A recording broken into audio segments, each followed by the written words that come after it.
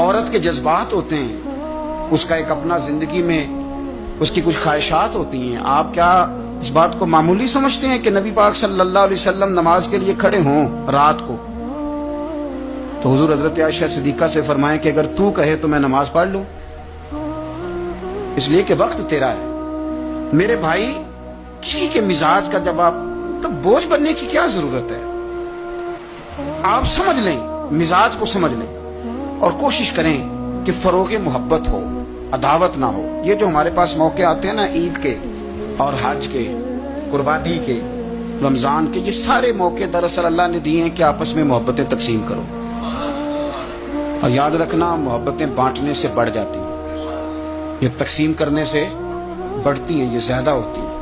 ہم محبت نہیں بانٹتے، ہم مفادات کو دیکھتے ہیں. ہم مفادات کو دیکھتے ہیں. میں نے تو زندگی میں ان لوگوں کو بھی دیکھا ہے کہ کسی آستانے پہ، کسی ادارے میں، کسی مسجد میں، کسی تنظیم میں ان سے کوئی پیار زیادہ ہو گیا تو انہوں نے پھر اپنے وہ مفاد سامنے رکھ کے کسی اور کو وہاں داخل ہونے دیا، ورنہ انہوں نے کسی کو قریب نہیں پھٹکنے دیا. کہیں ایسا نہ ہو جائے کہ وہ جو ہمارا نمبر ہے وہ پیچھے نہ چلا جائے. ہم لوگوں نے فروغ محبت نہیں کیا.